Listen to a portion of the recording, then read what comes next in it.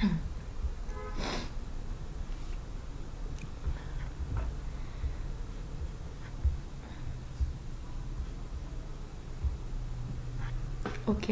हम लोगों ने लास्ट टाइम जो है वो बेसिकली डाटा टैब को देखा था, ठीक है, कि डाटा टैब में हम क्या काम करते हैं। आज हम लोगों ने रिव्यू का टैब देखना है, ठीक है। रिव्यू का टैब जो है वो क्या काम करता है, और व्यू का टैब, ठीक है। रिव्यू और व्यू को देखना है। तो रिव्यू में सबसे पहले हमारे पास जो वेरी फर्स्ट थिंग है स्पेलिंग, ठीक है। स्पेलिंग कैसे हम लोगों ने सेट करने हैं, तो स्पेलिंग के अंदर फॉर एग्जांपल मैंने कोई गलत स्पेलिंग लिख लिया है, जैसे मैं यहाँ पे लिख देती हूँ इंट्रोडक्शन, इंटर कर लेती हूँ, तो ये स्पेलिंग मैंने गलत लिखे हैं, ठीक है। अगर मैं स्पेलिंग पे जाती हूँ तो यहाँ पे मुझे रिकमेंडेशन दे रहा है कि ये इंट्रोडक्शन के ठीक स्पेलिंग है, इंट्रोडक्शन ठीक है। तो मैं इसको क्या करूँगी, मैं यहाँ से ऐड टू डिक्शनरी भी कर सकती हूँ। ऐड टू डिक्शनरी ये काम करता है कि वो इसको इग्नोर कर देता है, ठीक है। वो कह रहा है spell check complete, you are good to go, ठीक है। अगेन मैं अगर स्पेलिंग पे जाऊँ, ठीक है, तो वो अब मुझे कह रहा है कि आपकी स्पेलिंग चेक कंप्लीट हो गई, ऑल्दो मैंने खुद इसको उसमें डाला है, ठीक है।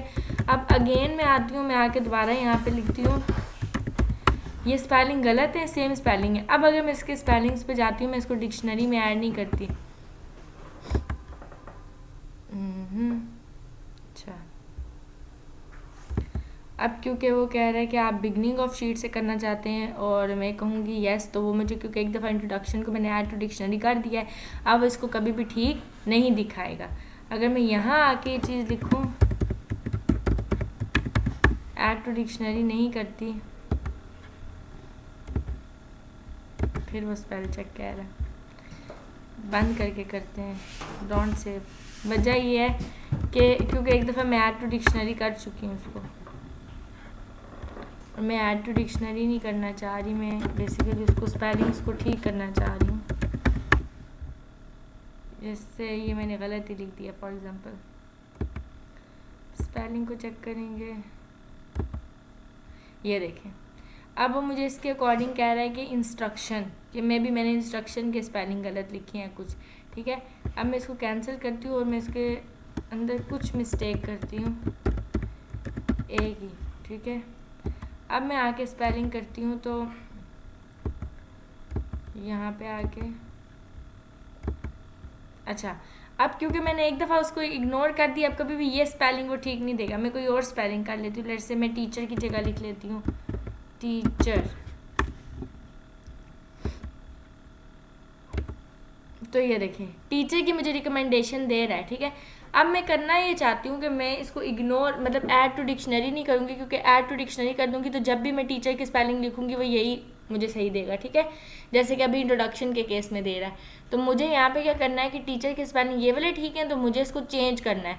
मैं करूँगी चेंज ऑल, तो ये टीचर, ये देखें इससे चेंज हो गया, वो कह रहा है spell check complete, you are good to go. अब मैं हमेशा जब भी टीचर लिखूँगी मुझे रिकमेंडेशन देगा ये टीचर की। तो स्पेलिंग ये काम करते हैं कि अगर आपके पेज में या आपकी शीट में बेसिकली कोई जो है वो स्पेलिंग आपने गलत लिखे हैं, ठीक है, तो ये उनको सेट करते हैं। थ्रेसर्स क्या काम करते हैं, थ्रेसर्स ये काम करते हैं कि आप कुछ भी जाके यहाँ पे लिखते हैं थ्रेसर्स के अगेंस्ट, लेट्स से मैं लिख देती हूँ कंप्यूटर, इंटर करती हूँ, तो ये कंप्यूटर के रिगार्डिंग जो सिनोनिम्स हैं ये वो प्रोवाइड करते हैं, ठीक हो गया। इनके कंप्यूटर के अगेंस्ट प्रोसेसर, सीपीयू, ये सब सारे हम याद करते हैं। अगर मैं यहाँ पे लिखूँ टीचर, या लेट्स से मैं यहाँ पे लिखती हूँ इंस्ट्रक्टर, तो instructor, teacher, coach, trainer, mentor, lecturer, ठीक है, ये सारे क्या है इंस्ट्रक्टर के सिनोनिम्स हैं। सिनोनिम्स मीन सेम जो मीनिंग के वर्ड्स हैं वो आपको शो कराएगा। तो थ्रेसर्स आपका ये काम करता है, आपको सिनोनिम्स प्रोवाइड करता है सेम वर्ड्स के। स्मार्ट लुकअप है, स्मार्ट लुकअप क्या काम करता है, ये आपको इनसाइट्स दिखा रहा है। अभी आपने कुछ भी सिलेक्ट नहीं किया, कोई टेक्स्ट सेलेक्ट करेंगे, हम इसको स्मार्ट लुकअप करेंगे, तो ये हमें ये बता देगा कि बेसिकली इसका मतलब क्या। नाउन है a person who teaches specially in school, a history teacher, उसके सिनोनिम्स यानी सारी डिटेल्स प्रोवाइड कर देगा, ठीक हो गया। उसके अगेंस्ट कि ये क्या चीज़ है, क्या उसकी डेफिनेशन क्या है, हम उसके बारे में कुछ इन्फॉर्मेशन चाहते हैं, अगर हम इसको स्पीक करवाएंगे तो ये वेट, हम लोगों ने स्पीकर्स ऑफ किए हुए, दैट्स वाई। अब इसको मैं करती हूँ, अच्छा ये अभी यहाँ पे पता नहीं इसका क्या मसला है, लेकिन ये अगर आप इसको करते हैं तो वो आपको प्रॉपर बोल के, जी अगेन ऑफ है, खैर यहाँ से हाँ स्पीकर्स ऑफ है, वरना ये इसको प्रोनाउंस करके बेसिकली बता देता है, इसका ये पर्पस है, ठीक है। तो ये आपको प्रोनाउंस करके बता देगा। स्मार्ट लुकअप ये काम करता है। ट्रांसलेट क्या काम करता है? ट्रांसलेट कर देता है किसी भी लैंग्वेज में। लेट्स से मैं इस टीचर को ट्रांसलेट करना चाहती हूँ और मैं यस करूँगी। अब इसकी ट्रांसलेशन यहाँ पे आगे कि अगर आप इसको फ्रेंच में ट्रांसलेट करते हैं तो वो ऐसे ट्रांसलेट होगा ये वर्ड। मैं फ्रेंच में नहीं ट्रांसलेट करना चाहती, लेट्स से मैं यहाँ से सिलेक्ट कर लेती हूँ, कोई भी उर्दू सेलेक्ट कर लेती हूँ, ठीक है। और हम यहाँ से ले लेंगे ये रहा उर्दू पाकिस्तान, ठीक है। तो ये उर्दू में इसको, ये उर्दू में क्या कहते हैं? उस्ताद, ठीक है।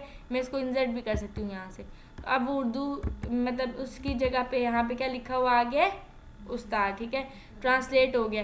तो ट्रांसलेट आपका ट्रांसलेट कर देता है। कमेंट क्या काम करता है? आपका कोई भी कमेंट इंसर्ट कर देता है। लेट्स से मैं यहाँ पे कोई कमेंट इंसर्ट करना चाहती हूँ, मैं न्यू कमेंट पे जाऊँगी, यहाँ पे मैं कहूँगी टीचर, ठीक है। मैंने लेट से ये दे दिया, ठीक है। तो अब ये कमेंट आपका इंसर्ट हो गया। लेट से मैं मल्टीपल जगह पे कमेंट देना चाहती हूँ, मैं यहाँ पे लिख देती हूँ कमेंट, और इसको मैं यहाँ पे एक कमेंट देती हूँ, यहाँ से न्यू कमेंट पे जाके कि this one is another comment. अब अगर मैं यहाँ पे जाती हूँ नेक्स्ट और प्रीवियस का क्या केस है, नेक्स्ट पे करूँगी, ओके, ठीक है। ये मुझे क्या बताएगा कि यहाँ पे सबसे पहला कमेंट ये है। नेक्स्ट करूँगी, ये कमेंट बताएगा, ठीक है। तो नेक्स्ट जितने भी कमेंट्स हैं उनको आप देखते जाओगे। प्रीवियस करूँगी, प्रीवियस कमेंट बता देगा, ठीक है। तो नेक्स्ट कमेंट दिखा रहा है, प्रीवियस कमेंट बता रहा है। अगर मैं नेक्स्ट पे आके इस कमेंट को डिलीट करना चाहती हूँ, मैं इसको यहाँ से डिलीट कर सकती हूँ, ठीक है। अगेन आप नेक्स्ट करेंगे, ओके, तो वो ये बता रहा है। इस कमेंट को डिलीट करना चाहती हूँ, एडिट करना चाहती हूँ, मैं कर सकती हूँ। एडिट कमेंट करूँगी तो यहाँ के एडिट कर सकती हूँ, टीचर एडिटेड, ठीक है। ये एडिट हो गया। अभी इसी कमेंट को अगर मैं डिलीट करना चाहती हूँ तो मैं यहाँ से डिलीट कर दूँगी। Show all comments, hide all comments, ये क्या होता है? शो इंक, अभी मैंने इंक को शो कराया हुआ है, तो जहाँ जहाँ कमेंट है वो सेल के ऊपर लाइट सी इंक सी नज़र आ रही है, ठीक है। अगर मैं इसकी जगह पे शो ऑल कमेंट्स कर दूँ तो ये सारे के सारे क्या दिखा देगा? कमेंट्स दिखा देगा। और हाइड कमेंट करूँगी तो इस तरह हाइड करा देगा। तो मैंने फिल वक्त सिर्फ और सिर्फ इंक वो करवाई हुई है, ठीक हो गया, शो कराई हुई है। यहाँ पे मैं डिलीट कर देती हूँ। तो कमेंट से रिलेटेड ये चीज़ है। प्रोटेक्ट शीट क्या चीज़ आती है? प्रोटेक्ट शीट जो है वो अगर आप पूरी की पूरी इस शीट को प्रोटेक्ट करना चाहते हैं तो वो आप कर सकते हैं। फॉर एग्जाम्पल मैं प्रोटेक्ट शीट पे लेती हूँ, ठीक है, और मैं ये सारे सेल्स सेलेक्ट कर लेती हूँ कि इस शीट के ऊपर ये सारे चेंजेस,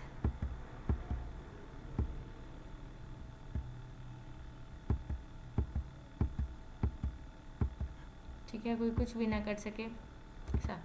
ऊपर मैं पासवर्ड दे देती हूँ, लेट से 1 2 3 4 5 दे दिया मैंने, एक मिनट, ओके कर दिया। री इंटर पासवर्ड री इंटर कर लिया। अब ये शीट प्रोटेक्ट हो गई है, ठीक हो गया। लेट्स से मैं इस पर कुछ लिखना चाहती हूँ तो वो कहेगा कि शीट प्रोटेक्टेड है, ठीक हो गया। तो आप इसके ऊपर कुछ भी टाइप नहीं कर सकते, कुछ भी नहीं कर सकते। इस चीज़ को समझ आ रही है? इसमें मैं कुछ भी टाइप कुछ भी अब नहीं कर सकती हूँ क्योंकि मैंने इस शीट को प्रोटेक्ट कर दिया। अब इसमें कोई बंदा भी चेंजिंग नहीं कर सकता। लेकिन अगर मैं यहाँ पे आऊँ तो मैं शीट को पूरे का पूरा डिलीट कर सकती हूँ। प्रॉब्लम ये है कि मतलब ठीक है, मैं क्या कर रही हूँ? शीट को प्रोटेक्ट कर रही हूँ, शीट पे पासवर्ड लगा रही हूँ, लेकिन अगर कोई बंदा मेरी शीट ही डिलीट कर देता है देन व्हाट? वो तो डिलीट कर पा रहा है ना। तो मैं यहाँ से शीट को अनप्रोटेक्ट कर सकती हूँ, ठीक है। शीट को अनप्रोटेक्ट करेंगे तो आपसे पासवर्ड मांगेगा, आप पासवर्ड देंगे, दोबारा शीट क्या हो जाएगी? अनप्रोटेक्ट हो जाएगी। आप इसको आप जो मर्जी अब आके लिखना चाहिए देखें लिख सकते हैं। पहले मैं नहीं लिख पा रही थी बिकॉज मैंने वो प्रोटेक्ट की हुई थी, लेकिन आपने देखा कि जब मैंने शीट को प्रोटेक्ट किया तो वहाँ पे मैं शीट को डिलीट कर पा रही थी, ठीक है, और इसको रीनेम भी कर पा रही थी। यानी कि ये प्रिविलेजेस इसके पास थे स्टिल ना, मूव कॉपी के, रीनेम के, डिलीट के, ये सारे। मैं अगर करती हूँ पूरी वर्कबुक को प्रोटेक्ट, लेट्स से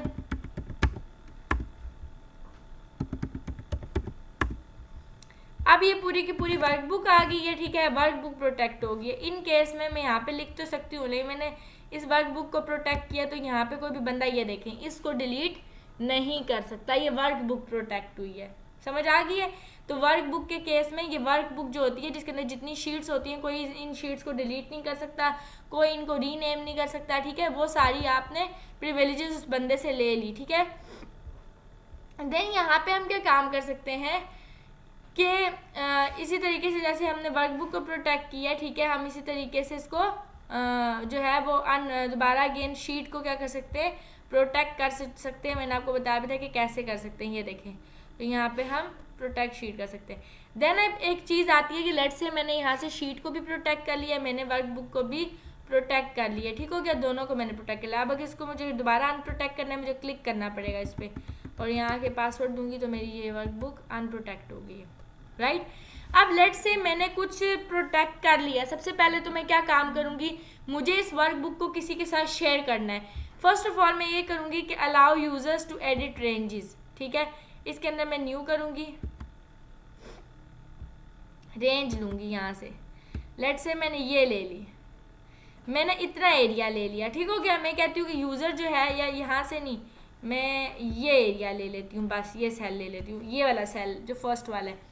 यूज़र के काम कर सकता है, यूज़र इस सेल के अंदर कोई भी चेंजिंग कर सकता है, मल्टीपल ले सकते हैं सेल्स, ठीक है, रेंज ले सकते हैं पूरी। तो यहाँ पे मैं कह सकती हूँ कि यूज़र यहाँ पे इस स्पेसिफिक एरिया में जो है वो सेटिंग ना कर सके, बाकी जितना मर्जी करना चाहता है वो कर ले। तो मैं यहाँ के रेंज का पासवर्ड दे दूँगी, 1 to 5 मैंने दे दिया और मैं कर देती हूँ ओके, कर देती हूँ ओके, ठीक हो गया, ये मेरी रेंज होगी। अब मैंने यहाँ पे यूज़र को एडिट रेंजेस कर दिए हैं, ठीक है। अब मैं इस पूरी शीट को प्रोटेक्ट कर सकती हूँ इवन, और प्रोटेक्ट करने के बाद मैं इस वर्कबुक को किसी के साथ भी शेयर कर सकती हूँ, ठीक है। तो यहाँ पे अब आप इस वर्कबुक को शेयर करेंगे, ठीक है, और शेयर जिसको भी करना है वो आप कर सकते हैं, ठीक है। सेव कर लेंगे इस वर्कबुक को जो है। अब क्योंकि मैंने इसके ऊपर यहाँ पे कर लिया है, एडिट रेंजेस लगा लिया, अब अगर मैं इसके साथ किसी को शेयर करती हूँ, होगा क्या कि यहाँ पे आके अगर कोई बंदा जो मेरा है, लेट्स से XYZ, वो यहाँ आके कोई भी चेंजिंग्स करना चाहता है, वो इसको अंदर चेंजिंग्स कर सकता है। लेकिन यहाँ आके लेट्स से या कहीं और वो आके कोई चेंजिंग करना चाहता है, वो नहीं कर सकता। मैं कर रही हूँ अभी, वजह यह है कि मैंने इस वर्कबुक को किसी के साथ शेयर नहीं किया। यहाँ पे जब आप एडिट रेंजेस के ऊपर कर लेते हैं, ठीक है, एडिट रेंजेस के बाद आप लोग उसको, ये तो हाईलाइट चेंजेस, अच्छा होता क्या है, अगर मैंने यहाँ पे ये वर्कबुक किसी के साथ जो है वो शेयर कर लिए, लेट से आपके साथ शेयर कर लिए, ठीक है, और मैंने इसके अंदर रेंजेस लगा लिए यूज़र के लिए, कि मतलब मैं कह रही हूँ कि यूज़र जो है वो बेसिकली कर ले, यहाँ पे चेंजिंग ना कर सके, ठीक है। और करने के बाद मैंने किसी के साथ XYZ शेयर कर लिया। अब होगा क्या, ये जो शेयर वर्कबुक है बेसिकली जब हम इसको शेयर कर लेंगे, अब यहाँ पे अलाउ चेंजेस हम इसको करेंगे भी, allow changes by more than 1 user at the same time, this also allows workbook merging, ठीक है। एडवांस में हम आएंगे, keep change history when files is saved, ठीक है, ask me with changes on, ये सारी चीज़ें करेंगे, ओके करेंगे। मैंने इसके ऊपर मल्टीपल, अब मैं इस बुक को सेव कर लूँगी, लेट्स से मैंने इस बुक को मतलब ये जो बुक है इसको XYZ यहाँ पे सेव कर लिया। अब ये जो मेरी सेव वर्क बुक है, क्योंकि मैंने शेयर किया ना, बेसिकली शेयर वर्क बुक किया, तो शेयर कर रही हूँ मैं इसको, जिधर सेव करूँगी। अब अगर ये वाली वर्क बुक मैं किसी के साथ शेयर करती हूँ, ठीक है, तो इसके ऊपर क्या हुआ हुआ है, इसके ऊपर एक एडिट रेंजेस लगी हुई है कि वो बंदा जो है वो यहाँ पे चेंजिंग्स नहीं कर सकता, बाकी जिधर मर्जी वो चेंजिंग करे, ठीक है, वो स्पेसिफिक एरिया में मेरे चेंजेस नहीं कर सकता। तो अगर कोई बंदा वहाँ पे जहाँ जहाँ चेंजेस करेगा मेरी शीट में, मैं वहाँ पे उसको ट्रैक कर सकती हूँ। मैं ट्रैक करूँगी और मैं कहूँगी हाईलाइट चेंजेस, ठीक है, ट्रैक करो जहाँ जहाँ बंदे ने शीट मतलब कि चेंजेस किए, व्हेन ऑल हु एवरीवन, जिसने भी चेंज किया है, ठीक है, मैं ओके करूँगी। अब इस शीट को मैं यहाँ पे सेव कर लूँगी। अब अगर मैंने ये शीट किसी के साथ शेयर करी है जो कि मैंने ट्रैक चेंजेस जिस पे लगाई हैं, तो अगर कोई बंदे को वो शीट मिलती है और वो बंदा इसके अंदर जो जो चेंजिंग्स करता है, तो जैसे जैसे वो चेंजेस करेगा मुझे यहाँ पे वो येलो सा या कोई एक आइकन शो होगा, वो मुझे दिखा देगा, हाईलाइट कर देगा कि यहाँ उस बंदे ने क्या किया है, चेंजेस की हैं। समझ आ रही है? तो ऐसे हम अपनी शीट को क्या कर सकते हैं, चेंजेस कर सकते हैं, उसमें उसको प्रोटेक्ट कर सकते हैं। व्यू पे हम जाएंगे। व्यू में अब क्या होता है, बेसिक ये आपका जो है ये नॉर्मल व्यू है, ठीक है, जो नॉर्मली आपको शो हो रहा है। अब होगा क्या, पेज ब्रेक व्यू पे आए। पेज ब्रेक व्यू आपको इस तरीके से पूरे पेज को, वो जो स्पेसिफिकली एक पेज है उसको ब्रेक करके दिखा देगा जहाँ जहाँ आपका डाटा पड़ा हुआ है कि ये आपका डाटा है। पेज लेआउट पे आए। पेज लेआउट के केस में हेडर और फुटर आ जाते हैं। मैंने आपको अगर याद हो बताया था कि जब हमने यहाँ से इंसर्ट किया था हेडर और फुटर, तो बाय डिफ़ॉल्ट यहाँ से आपका जो व्यू पेन है वो चेंज हो गया था पेज लेआउट पे, तो ये हेडर और फुटर और इन चीज़ों के लिए हम पेज लेआउट को यूज़ करेंगे। कस्टम व्यूज़ पे अगर हम जाते हैं तो हम कस्टम कोई ऐड कराना चाहते हैं व्यू, ठीक है। नॉर्मल व्यू पे हैं, अब हम कस्टम व्यू पे ये ABC वाला व्यू है, इसको शो कराएंगे। तो वो जो व्यू था उस पर मैं चली गई, समझ आ रही है। तो कस्टम व्यू हम खुद बनाते हैं कि एक व्यू को हम किस तरीके से कस्टम बना देते हैं। ये चीज़ है। नॉर्मल है, पेज ब्रेक है, ये नॉर्मली हम नॉर्मल व्यू पे ही रखते हैं, ठीक है। इसके अंदर कुछ चीज़ें शो के अंदर आ रहा है कि आप क्या चीज़ शो कराना चाहते हैं। फार्मूला बार शो कराना चाहते हैं, यानी अभी मैंने टिक किया, इस वजह से जो ऊपर वाली फार्मूला बार है मुझे शो हो रही है। अगर मैं इस चेक बॉक्स को क्लिक कर दूँ तो फार्मूला बार क्या होगी, गायब हो गई है, समझ आ गई है। मैं अगेन इसके ऊपर क्लिक करूँगी, यहाँ पे आ जाती हैं ग्रिड लाइंस। ग्रिड लाइंस के अंदर आपके पास क्या हो रहा है, बेसिकली ये जो ग्रिड लाइंस हैं, ये जो बॉक्स हैं छोटे छोटे, ये शो हो रहे हैं। अगर मैं इस ग्रिड लाइन के ऊपर क्लिक कर दूँ तो वो मेरे गायब, ठीक हो गया।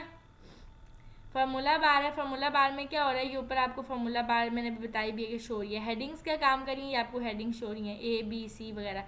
इसके ऊपर क्लिक करूँगी, गायब, समझ आ रही है। अगेन क्लिक करूँगी, ऑन हो जाएगी। तो ये सारी चीज़ें आपको शो हो रही हैं।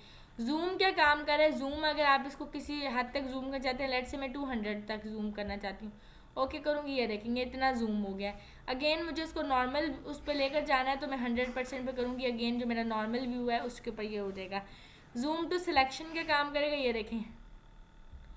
अब यहाँ पे जो भी आप करना चाहते हैं XYZ वो आप कर सकते हैं। अगेन 100% पे आप इसको कर देंगे, नॉर्मल हो गया, ठीक हो गया।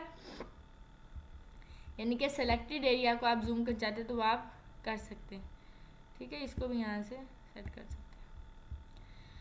देन हमारे पास आता है, अच्छा ये न्यू विंडो क्या है और ये सारी चीज़ें क्या है। न्यू विंडो का मतलब यह है कि ये आपको एक न्यू विंडो खोल के दे देता है, ठीक है। यानी कि सेम नेम से यहाँ पे अब इस बुक का नाम क्या है, बुक 1। अगर मैं न्यू विंडो खोलूँगी वो आ जाएगी बुक 1:1 1:2 के नाम से, ठीक है। वो वाली जो बुक है उसको नेम मिल जाएगा 1:1, ये देखें इसको मिल जाएगा 1:2। अगेन मैं आके एक न्यू विंडो खोलूँगी तो वो मुझे क्या नेम दे देगा, 1:3, ये देखिए 1:3 के नेम से आ गया। अब अगर मुझे इन तीनों को, यानी कि इन तीनों को बेसिकली वो करवाना है, अरेंज करवाना है, तो उसके लिए अरेंज ऑल का ऑप्शन होता है। अब अरेंज में वो आपसे पूछ रहा है कि आप टाइल्ड में इसको अरेंज कराना चाहते हैं। अगर मैं ओके करूँगी, ये देखें इस तरीके से डाटा मेरा मुझे टाइल्ड में शो होगा, ठीक है। एक टाइल बन के डाटा आमने सामने नजर आना शुरू हो जाएगा। अगेन अरेंज ऑल पे क्लिक करूँगी। अब अगर मैं इसको हॉरिजॉन्टल शो कराना चाहती हूँ, ओके करूँगी, हॉरिजॉन्टल इस तरीके से डाटा शो होगा। अगर मैं अगेन इसको अब जाके व्यू में अरेंज ऑल में वर्टिकली शो कराना चाहती हूँ, ओके करूँगी, ये देखें इस तरह वर्टिकली ये मुझे डाटा क्या हो जाएगा, शो हो जाएगा। अच्छा उसके बाद क्या होगा कि अब हम यहाँ पे जाएं व्यू में, अच्छा अरेंज ऑल, मैं इसको कास्केड में देखना चाहती हूँ तो ये इस तरीके से कास्केड वाइज शो हो जाएगा, ठीक हो गया। तो ये आपके पास यानी कि सेम ही शीट है, उसको अगर आप सेम शीट को सेव कराना चाहते हैं तो आप उसके लिए क्या चीज़ यूज़ करेंगे, ये चीज़ अरेंज ऑल, न्यू विंडो करेंगे और फिर अरेंज उसमें देखने के लिए। फ्रीज पेन्स क्या काम करता है, अच्छा फ्रीज पेन्स बड़ा वो इम्पॉर्टेंट चीज़ है, ये वहाँ पे यूज़ होती है जहाँ पे टेबल बड़ा हो। लेट्स से यहाँ पे नेम है, यहाँ पे क्लास है और यहाँ पर आगे आपका सब्जेक्ट। अब यहाँ पे मल्टीपल स्टूडेंट्स हैं ना, लेट्स से मैं यहाँ पे आके कह देती हूँ कि मैंने लिखा है लिशपा,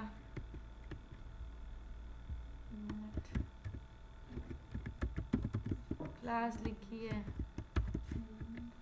सब्जेक्ट लिखा है फॉर एग्जाम्पल, ठीक है। यहाँ पे मैं आ जाती हूँ और यहाँ पे आके कोड लिस्ट इंक्लूड कर लेती हूँ उसमें,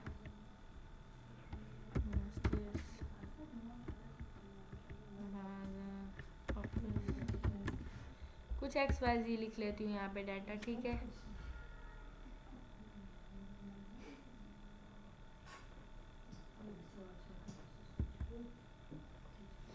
अच्छा यहाँ पे क्लास और सब्जेक्ट मैं दोबारा रिपीट करती हूँ, नेम तो बार बार नहीं होते ना, मैं ये डाटा इस तरह रिपीट कर लेती हूँ।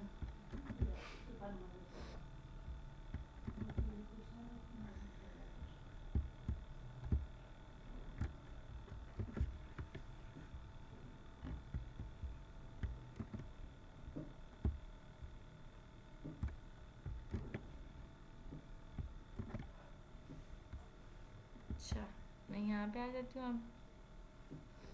अब यहाँ पे आके हम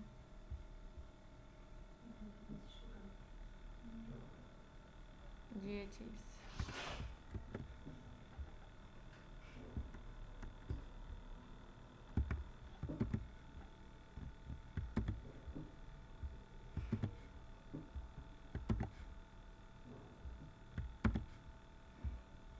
ये एक मेरे पास बड़ा रिकॉर्ड है कोई इस तरह का, ठीक है।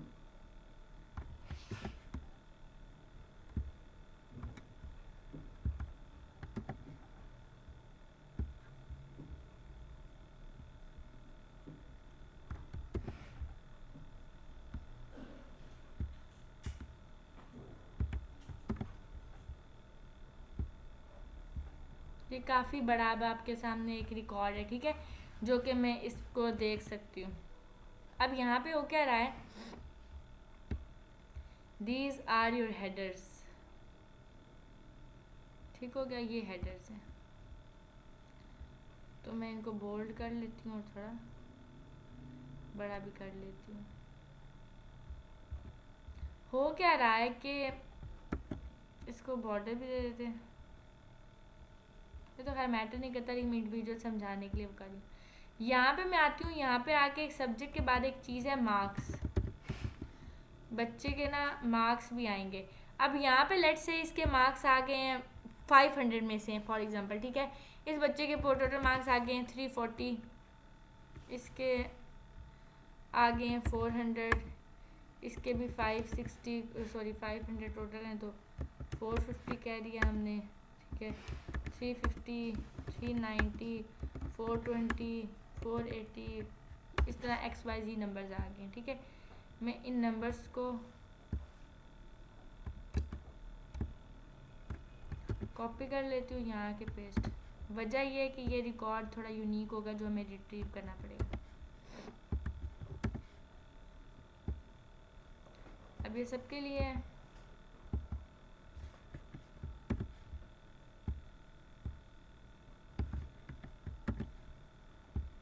ठीक हो गया, यहीं तक रिकॉर्ड है मेरे पास।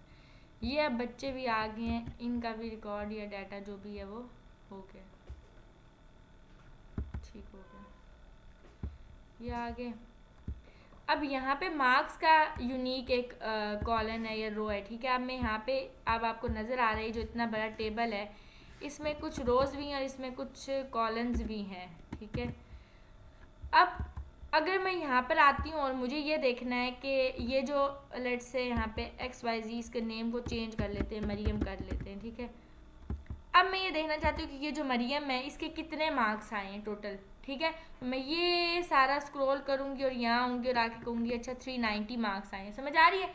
तो मुझे क्या हो रहा है, ये बार बार एक प्रॉब्लम क्रिएट हो रही है। अगर डाटा बहुत बड़ा तो ये यहाँ तक स्क्रॉल करना पड़ेगा और बार बार मैं ज़्यादा स्क्रॉल करूँगी और हर एक बच्चे के लिए अलग अलग मुझे करना पड़ेगा। लेकिन ये स्टूडेंट है तो इसके लिए यहाँ से स्क्रॉल अलग से करना पड़ेगा। अब यहाँ पे जो इम्पोर्टेंट चीज़ है वो ये है कि आप जब व्यू में आते हैं तो यहाँ पे आ जाती है आपके पास एक चीज़ फ्रीज पेन, ठीक है। आप क्या काम करते हैं, आप कर देते हैं फ्रीज फर्स्ट कॉलन, कॉलन को भी कर सकते हैं, रो को भी कर सकते हैं। अगर आप कर लेते हैं फ्रीज फर्स्ट कॉलन तो ये फर्स्ट कॉलन अब आपका फ्रीज हो गया, मतलब यहाँ पे फिक्स हो गया। अब आप जितना मर्जी स्क्रॉल करेंगे, देखें समझ आ रही है, वो कॉलन आप अपनी जगह से नहीं हिल रहा, समझ आइए, वो अपनी जगह पे मेंटेन है। तो लेट्स से मुझे इस अलिशा के मार्क्स देखने हैं या इस बच्ची के मार्क्स देखने हैं, तो मैं यहाँ आऊँगी, आके अलिशा और यहाँ से स्क्रॉल करूँगी तो ये यहाँ पे डाटा आ रही है, ये समझ आ गई है। तो ये क्या हुआ है, वो फ्रीज हुई हुई है पेन, वो पेन जो है वो कॉलम जो है वो फ्रीज हुआ है। मैं डाटा में इजीली यहाँ से देख सकती हूँ कि अच्छा इसके इतने नंबर हैं, इसके इतने, समझ आ रही है। तो ये जो चीज़ है ये क्या कर रही है, फ्रीज कर दिया उसने, उसको जगह पे फिक्स कर दिया है। क्योंकि मेरा पेन फ्रीज है तो अब मैं इसको जहाँ मर्जी भी स्क्रॉल करूँ ये ईजी है। देन आपके पास आता है फ्रीज पेन में टॉप रो को फ्रीज करना। अगर आपने पहली रो को फ्रीज कर दिया, अब ये पूरी की पूरी रो फ्रीज हुई। अब अगर आप इसको डाटा को ये देखें, ऊपर वाली रो फिक्स हुई हुई है। अब मुझे बार बार देखें, अगर मैं यहाँ से इसको कर लेती हूँ फ्रीज पेन को, लेट्स से अनफ्रीज पेन्स कर लेती हूँ, ठीक है, और इसमें हाल ही में कॉलन को फ्रीज अभी करे रखती हूँ, अभी सिर्फ कॉलन फ्रीज है। अब अगर मैं डाटा को नीचे ला रही हूँ, ऊपर से वो बार गायब होगी है सब्जेक्ट की। लेट से मैं यहाँ पे आती हूँ, मैं आगे कहती हूँ ये मार्क्स चेंज है, ये कुछ भी, लेट से यहाँ पे मेरे पास कोई और वैल्यू है, पाइथन के अलावा डाटा साइंस पढ़ा हुआ है, कुछ भी। मैं अब मुझे नहीं पता कि डाटा साइंस क्या चीज़ होती है, मैं देखना चाहती हूँ, तो अगेन मुझे सारा ऊपर स्क्रॉल करना पड़ेगा किस कॉलम में ये, फिर सब्जेक्ट आके देखना पड़ेगा। तो अगर मैं ये चाह रही हूँ कि ये पूरी की पूरी रो भी फ्रीज हो जाए, तो मैं क्या कर लूँगी, इसको रो को पूरी फ्रीज कर लूँगी। अब ऊपर वाली रो फ्रीज होगी, अब मैं अब आके बेशक नीचे जो मर्जी स्क्रॉल करती हूँ। समझ आ रहा है कॉन्सेप्ट? सबको आ रहा है? समझ आइए। तो रो और कॉलम को फ्रीज करने का मकसद है, तो ये हम इसलिए फ्रीज करते हैं दोनों को। और अगर आपने अनफ्रीज करना है दोनों पेन्स को, तो यहाँ से अनफ्रीज भी कर सकते हैं। स्प्लिट क्या करता है, इस तरीके से आपके डाटा को क्या कर देता है, यहीं पे स्प्लिट कर दिया उसने। हाइड क्या करेगा, इस तरीके से हाइड कर देगा डाटा। ठीक हो गया। तो ये हाइड और स्प्लिट का मेन पर्पस होता है। तो ये होता है, अनहाइड करेंगे तो अगेन वो बुक आपकी अनहाइड हो जाएगी। समझ आ गई? तो वो उसको हाइड करा देगी, उसको अनहाइड करा देगी, और स्प्लिट आपका उसी जगह के ऊपर डाटा को क्या कर देगा, स्प्लिट कर देगा। अगर मैं आऊँ तो ये देखें, ये अब आपके पास रिकॉर्ड बन रहा है जो। ठीक हो गया। अब हम यहाँ पे आते हैं। अच्छा, व्यू साइड बाय साइड क्या करता है कि जब आपने अपनी बेसिकली शीट्स को, जो वर्क बुक्स ओपन, उनको साइड बाय साइड जाते, तो ऐसे जैसे हम अरेंज ऑल से कर रहे थे ना, डिफरेंट उसमें करवाना चाह रहे थे, तो ये आपके साइड बाय साइड उसको शो करा देता है। ठीक है। तो व्यू साइड बाय साइड ये काम करता है। उसके अंदर अब आपके पास एसिंक्रोनस स्क्रॉलिंग भी आती है। ठीक है। यानी कि मैं डायरेक्ट यहाँ से ये देखें, ये चीज़ आती है जब आप से वो करते हो, साइड बाय साइड व्यू करते हो, तो आपके पास बेसिकली सिंक्रोनस स्क्रॉलिंग आती है, जिसके अंदर आप यहाँ से स्क्रॉल भी कर सकते हो इसको, मतलब पूरी शीट को यहाँ से हम एक ही इसी शीट को नीचे ऊपर कर सकते हैं। ठीक है। उस केस में ये हम काम नहीं कर सकते। रीसेट विंडो पोजीशन करेंगे तो ये आपकी विंडो की पोजीशन को क्या कर देगा, दोबारा से रीसेट कर देगा, टॉप पे ले जाएगा। ठीक हो गया। तो ये चीज़ करती है। साइड बाय साइड हटा दें तो अगेन ये नॉर्मल हो गया। स्विच विंडो क्या करता है, अभी मैं किस बुक पे हूँ, बुक 1:1 पे हूँ फॉर एग्जांपल, या बुक 1:2 पे हूँ, लेट से मैं 1:2 पे हूँ। ठीक है। यहाँ से मुझे स्विच करना है दूसरी विंडो पे, तो मैं बुक 1:2 पे हूँ, मुझे 1 पे स्विच करना है, इस पर क्लिक करूँगी तो मैं ये 1 पे चली गई हूँ। ठीक हो गया। तो यानी कि विंडो को स्विच कर लेता है, चेंज कर लेता है। समझ आ रही है सबको? ठीक है। अच्छा, मैक्रोस क्या काम करता है, मैक्रोस के अंदर हम करते हैं रिकॉर्ड मैक्रो। रिकॉर्ड मैक्रो क्या काम करता है, आपकी मैक्रो को रिकॉर्ड करता है। अब मैक्रो को मैंने कोई नेम दे दिया, लेट से मैं कह दूंगी मैक्रो 1 के नेम से मैंने इसको कर दिया, ओके कर दूंगी। अब यहाँ पे मैं कुछ वैल्यूज़ लिखूंगी, लेट से मैं यहाँ पे लिखती हूँ नेम्स, अलिशबा, इस्मा, मरियम, शफक, आमना, XYZ, ये मैंने कुछ नेम्स लिख दिए। ठीक है। मैं अब यहाँ पे आके क्या कर दूंगी, मैक्रो को कर दूंगी स्टॉप रिकॉर्डिंग। मैक्रो स्टॉप हो गए, मैंने अब इनको रिकॉर्ड कर लिया है। अब मैं लेट से किसी और शीट पे हूँ, मैं इस शीट पे हूँ, मुझे आके वो वाली वो जो मैंने नेम्स लिखे थे यहाँ चाहिए, मैं उस रिकॉर्ड मैक्रो को यहाँ व्यू मैक्रो करूँगी, तो यहाँ पे वो मैक्रो 1 के नेम से था, रन करूँगी तो वो नेम यहाँ आ जाएंगे। ठीक हो गया। तो ये आपका मैक्रो ये काम करता है। यहाँ पे आपका एक्सेल हो जाता है कंप्लीट। ठीक हो गया। अब किसी को कोई बात समझ नहीं आई तो पूछ लें जी।